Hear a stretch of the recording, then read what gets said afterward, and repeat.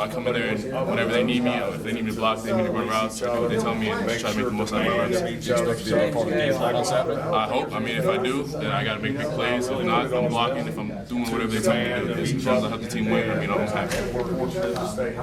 How much of an adjustment was it? I mean, it seems like you kind of always fancied yourself a basketball player for a long time that made the transition to football. How tough was that transition, and when did you kind of make that move? Yeah, the physicality was probably the most different, and a lot of the jumping, foot speed kind of transferred over, which was, a big advantage. That really helped me out. So running routes kind of transferred over great from basketball. A lot of the blocking, stuff like that, I got to get in the weight room and be a lot stronger. Those guys, they're real tough. They have a lot of experience in blocking, and I'm just trying to get there. I'm doing my best, so keep going as hard as I can. Now, you played in some pretty good basketball. I mean, Brandon Knight was on your team in high school, wasn't that? Yes, sir. How good were those teams that you were on? Oh, they were good. I mean, it was definitely top-notch basketball. I mean, I loved it. Still love the game. But, I mean, football, I got a little itch for it. And when I went out there, I fell in love with that, too. And then football, it came. A lot of the, technique and footwork, stuff like that, like I said, it just transferred over great, and it worked out. Did you think you would go a basketball route in college at first? I think at first I did. And then came out 1 year in football, and like I said, I fell in love. I mean, it's in my blood. My father played football, kind of football family at that point. And everything was just going towards football at that extent. Did you have offers in places basketball like once? Richmond, Tulane, San Francisco, a lot of those mid-majors. And then kind of didn't want to go mid-major. Didn't grow anymore in basketball, and you got to be a tall player in basketball. So 6'4", 6'5" in basketball is a little short. When you come back to football, kind of it's a little different. So all those kind of transferred over great for me. That sounded like you were going to a little bit bigger. I mean, is there a benchmark for you where you feel like you need to be a certain size?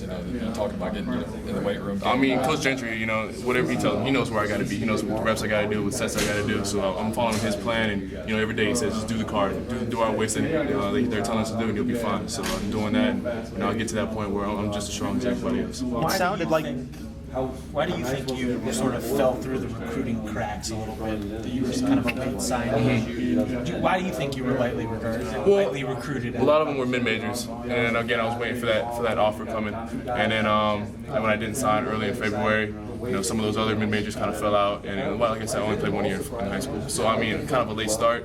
So when the film got out there, the coaches started coming in late, and then Virginia Tech came on. It was what prompted you to finally start playing football? I knew I was going to play at some point in high school, and then never late is better. So I mean, kind of senior year came around, I was like, I'm going to go out there and try it out. And like I said, I had a lot of mid-majors. Basketball wasn't feeling that, so I said, let's go out and try football.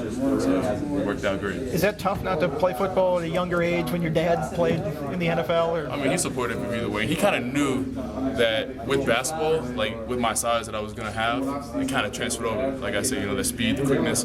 I mean, that worked out great. I mean, it was part of the plan if it came down to it, and then ended up taking that road, football road. Were you a football fan at all growing up? I mean, did you watch a lot? Yeah, I mean, I'm a total sports fan. I mean, I love every sport. I mean, anything, you're competing, I love that. You're going out, you play tennis with me, and then I'm going out there, I'm going 100%. So anything athletic, it was great. We're an athletic family. Everything we do, we just do it with pride. It sounded like you were going to have a walk-on opportunity at Miami. Was that the original plan until Virginia Tech came around? It was, because I didn't want to do mid-major. So I let all those mid-majors go, and then I was like, if I'm going to do a walk-on situation, I'll do somewhere close, staying home. Miami, they use their tight ends well, but Virginia Tech, and I love Lawford's offense, his pro-style offense, using the way he uses his tight ends. I mean, it fit me perfectly. So I came here and just gonna make the best out of it. When you knew how much they were going to use the tight ends and Brian got hurt, how much did that kind of set off a light bulb in your head that, holy crap, I can play now? Yeah, I mean, my mentality has been the same. I mean, even if I was going to redshirt, I come out here and I know the offense is put in place. I just got to put myself in the best position, the best shape, best athleticism that I can come in and fill that role, even with Malik out there. So that was, Malik being out didn't spark a light. My light's been sparked since day one.